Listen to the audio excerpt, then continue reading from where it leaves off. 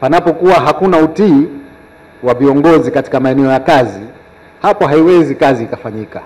Kwa hivyo nawashukuru watoa mada wetu kwa kutuelezea, wametumia muda mfupi dakika 20, lakini hoja zao za kina ni matumaini yangu kwamba sote tumefahamu na hatuhitaji kuyasema zaidi.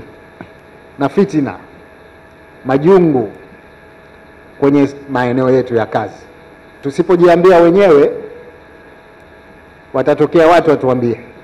Mimi ningependa tuambizane sisi wenyewe. Majungu na fitina zimekithiri katika maeneo yetu ya kazi.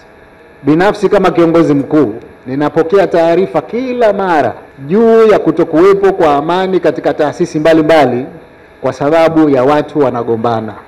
Kwa hivyo mimi ningependa kusema kwamba tuhakikishe kwamba kuna utii wa viongozi katika maeneo ya kazi, lakini vile vile tuhakikishe kwamba tunaondokana na tabia hizi za fitina, za majungu katika maeneo yetu ya kazi. Kanuni ya Bwana Mtume inasema mwenye kumtii kiongozi kanitii, mwenye kumuasi kiongozi kaniasi.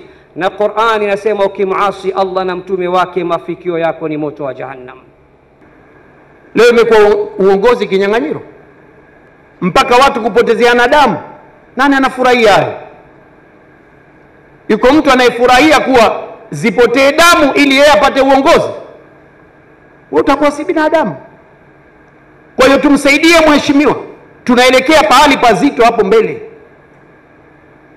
Na haya miongozo tunayoipata kutoka kwenye sheria ya Mwenyezi Mungu Subhanahu wa Ta'ala tunapaswa kuifanya na kuifuata kikamilifu. Kinyume cha hivyo, wallahi hatokutetea rais siku ya kiyama. Wallahi hatokutetea.